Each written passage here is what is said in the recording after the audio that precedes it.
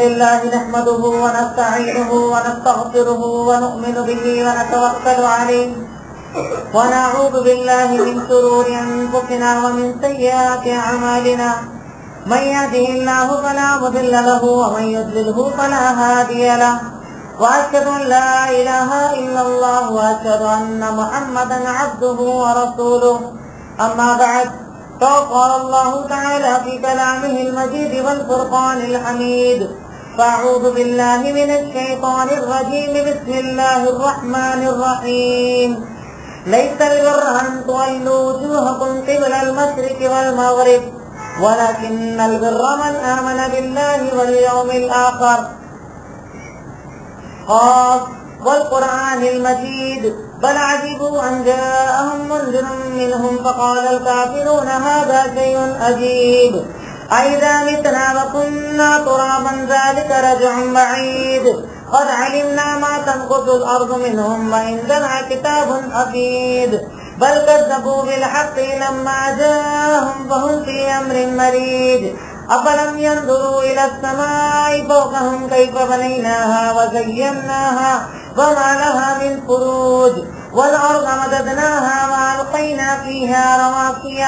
وأنبتنا فيها من كل زوج بهيج تبصرة وذكرى لكل عبد منيب ونزلنا من السماء ماء مباركا فأنبتنا به جنات وحب الحصيد والنخل باسقات لها طلع نضيد رزقا للعباد وأحيينا به بلدة ميتا كذلك الخروج كذبت قبلهم قوم نوح وأصحاب الرس وثمود وعاد وفرعون وإخوان لوط وأصحاب الأيكة وقوم تبع كل كذب الرسل فحق وعيد أفعينا بالخلق الأول بل هم في لبس من خلق جديد.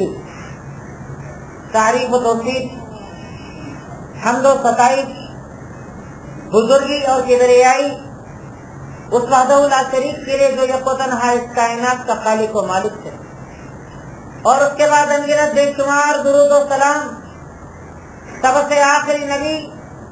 سید المرسلین شافی محشر شافی کوثر احمد مصطفیٰ محمد مصطفیٰ صلی اللہ علیہ وسلم کی ذات گرامی پر اللہم صلی علی محمد وعلی آل محمد كما صليت على إبراهيم وعلى آل إبراهيم إنك حميد مجيد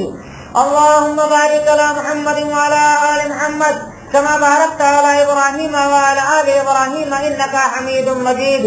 رب اشرح لي صدري ويسر لي أمري واحلل عقدة من لساني يفقهوا قولي ربي زدني علما ربي زدني علما ربي زدني علما. الحمدللہ اللہ رب العالمین کا یہ بے پناہ کرم ہے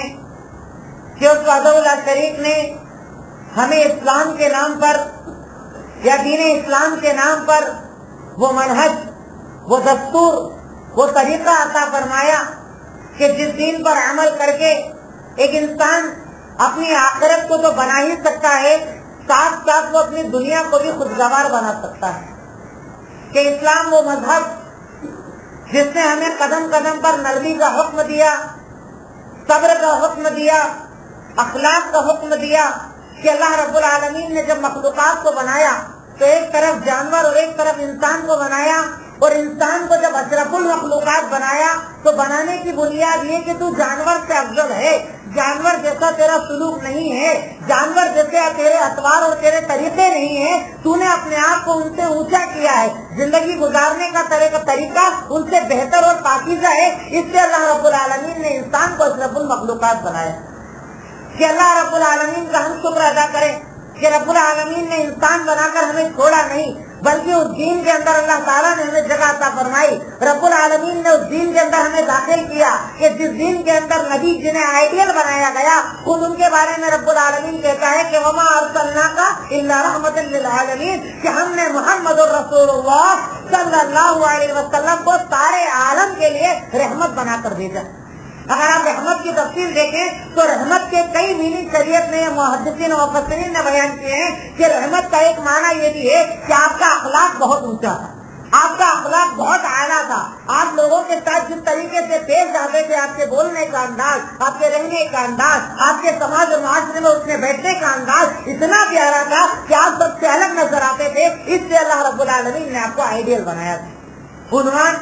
جو آج کے مختصر سے وقت میں رکھنا چاہتا ہوں وہ یہی عنوان ہے کہ اسلام اور اخلاق. یہ اخلاق کی اسلام کے اندر کیا اہمیت ہے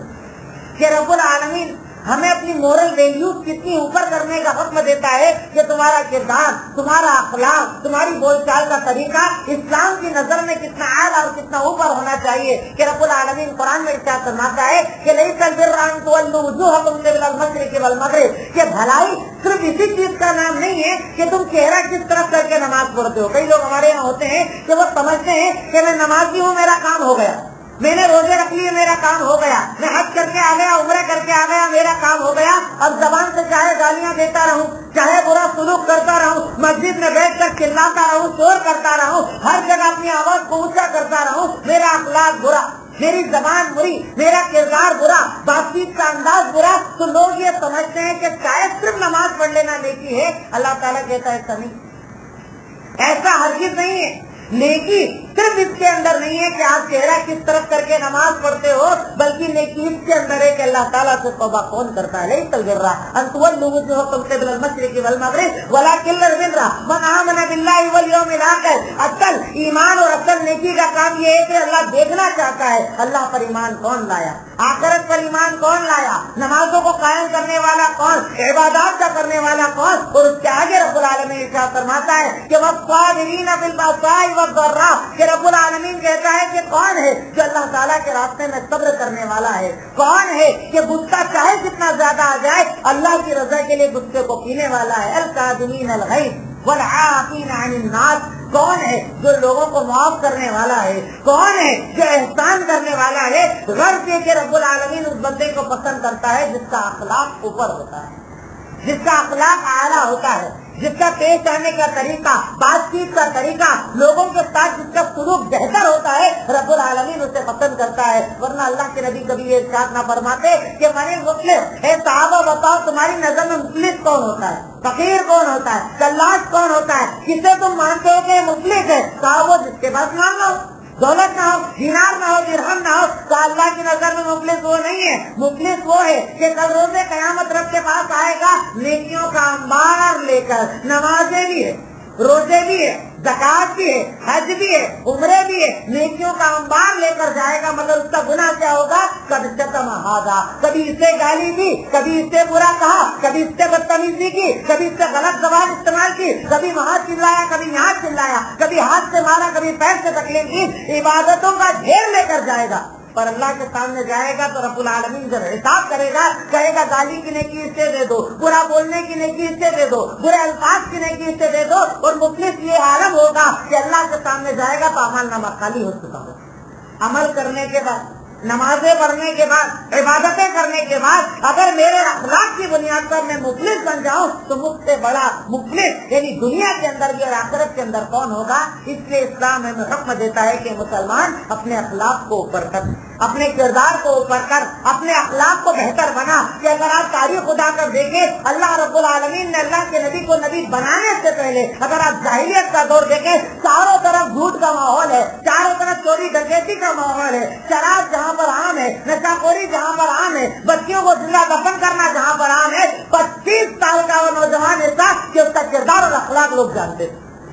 کہ اللہ کے نبی صلی اللہ علیہ وسلم کہتے ہیں کہ میں اس معاشرے کے اندر رہا جہاں پر برہنہ ہو کر بنا کپڑے کے طواف کرنا پاون بات چیت تھی. آج ہمارے لوگ کہتے ہیں نا, ارے مولانا جھوٹ بولنا پڑتا ہے, کامن ہے, بزنس بھی نہیں کر سکتے. اللہ کے نبی صلی اللہ علیہ وسلم کہتے ہیں اس کامن معاشرے کے اندر رہتا تھا, اس مکہ کے اندر رہتا تھا جہاں پر ننگے ہو کر طواف کرنا عام تھا. لیکن میں نے اپنی زندگی کے اندر کبھی اپنے لباس کو کسی کے سامنے نہیں اتارا, میں نے اپنے جسم کو کبھی ننگا کسی کے سامنے نہیں کیا. یہ آپ کا اخلاق تھا, یہ آپ کا کردار تھا, یہ آپ کا کیریکٹر تھا. کہ 25 سال کی عمر ہے, 25 سال کا نوجوان ہے, اور عرب کی وہ عورت وہ خدیجہ رضی اللہ تعالیٰ عنہا کہ جن سے نکاح کرنے کے لیے مکہ کا ہر سردار بے قرار ہے کہ مجھ سے نکاح ہو جائے, مجھ سے نکاح ہو جائے, وہ 25 سال کے نوجوان کے لیے رشتہ دیتی ہے کہ میں اس کے اخلاق کو پسند میں نے کر لیا اور میں اس سے اپنا نکاح کرنا چاہتی ہوں. میں اسے اپنا شوہر بنانا چاہتی ہوں. وہ 25 سال کا نوجوان کہ آپ کعبہ کو تعمیر کیا جا رہا ہے, کعبہ کو بنایا جا رہا ہے, آپ کی زبان اتنی پیاری تھی, آپ کی زبان اتنی سچی تھی کہ جھگڑا ہو گیا کہ کعبہ کو تیار ہو گیا ہے.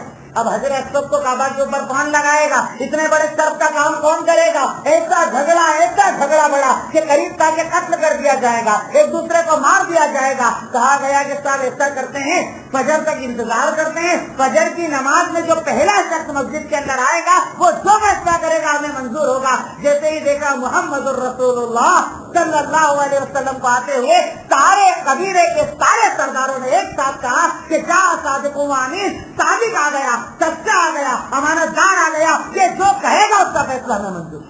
کہ 25 سال کا وہ نوجوان اور پورا مکہ ان کی بات ماننے کو بے قرار, ان کے فیصلوں کو ماننے کو بے قرار. آج ہم 25 سال 30 سال 35 سال اس عمر کے اندر یا اس کی بات کی عمر کے اندر کیا ہمارا اخلاق ایسا ہوتا ہے؟ صرف یہ کہہ دینا کہ وَلَقَدْ كَانَ لَكُمْ فِي رَسُولِ اللَّهِ أُسْوَةٌ حَسَنَةٌ, تمہارے لیے محمد رسول اللہ صلی اللہ علیہ وسلم کو آئیڈیل بنایا گیا ہے. تو کیا صرف اتنا مطلب ہے کہ نماز میں نیت کہاں باندھو گے, رب الیمین کرو گے کہ نہیں کرو گے, نماز کا طریقہ کیا ہوگا؟ اللہ کے نبی کو آئیڈیل ہر چیز میں بنایا گیا ہے کہ اخلاق بھی ان جیسا ہونا چاہیے, کردار بھی ان جیسا ہونا چاہیے, گفتگو کا انداز ان جیسا ہونا چاہیے. رب العالمین نے اس لیے آپ کو نبی بنایا کہ آپ کو ارشاد فرماتے ہیں ان من اخیرکم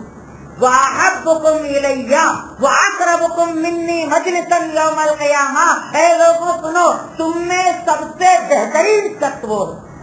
تم میں سب سے پیارا وہ شخص جس سے میں محبت کرتا ہوں. پہلا کہا سب سے بہتر وہ, پھر کہا وہ شخص جس سے میں سب سے زیادہ محبت کرتا ہوں, پھر تیسرے نمبر پر کہا وہ شخص جو قیامت کے